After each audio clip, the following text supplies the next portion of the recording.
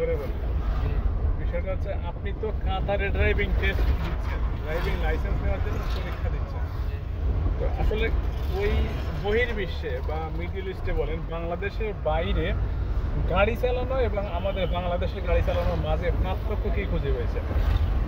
পার্থক্য হইতেছে আমরা ওইখানে বাইরের দেশে মনে করেন, বাইরের দেশ কোনো দেশে মনে করেন যে গাড়ির সব কিছু মনে করেন এই একদম 1/1 সব।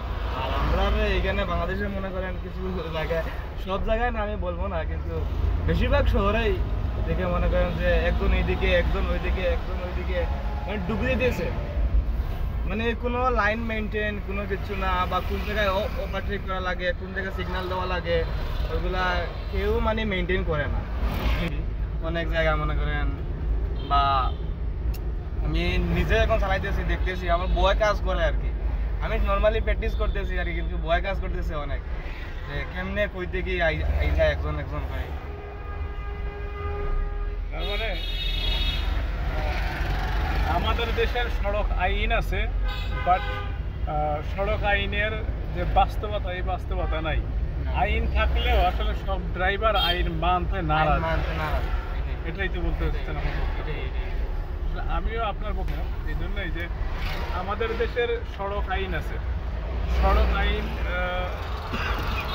বাস্তবায়ন করা অনেকটা কঠিন হয়ে যাচ্ছে এই জন্য যে আমরা যারা ড্রাইভিং পেশার সাথে সংশ্লিষ্ট বা যারা ড্রাইভিং পেশার সাথে সরাসরি সংশ্লিষ্ট, তারা এই সড়কের আইন মানতে নারাজ, মানতে অনীহা প্রকাশ করতেছে। যেখানে আমাকে থামা দরকার সেখানে থামতে চাচ্ছি না, যেখানে স্পিড লিমিট থাকা দরকার সেই লিমিট মেনটেন করতেছি না। সবাই ব্যস্ত, সকল ব্যস্ততা যেন এই সড়কে এসে ধরা নেই।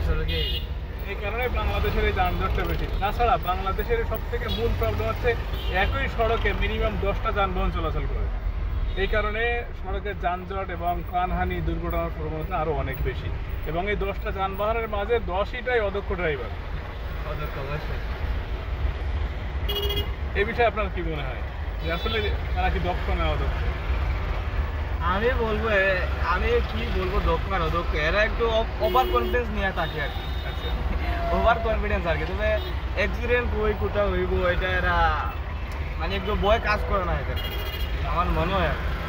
আমি জানি না কেমনে কেমনে কি, আমার মোতাবেক আমার মনে হয় যে এই একটু সেফলি ড্রাইভিং বা সব নিয়ম কানুন সব কিছু মানে এই যে গাড়িটা ঢুকতেছে, এই যে এই গাড়িটাকে ঢোকা দরকার ছিল, লাইসেন্স আছে নি ওর কাছে, লাইসেন্সও নাই, এটা তো রোডে চলারই অনুমোদন নাই। হ্যাঁ, এই সব মানে সার্বিক বিষয় মিলে আমরা বাংলাদেশের গাড়ি চালানোটা সো টাফ, অনেক টাফ। Thank you.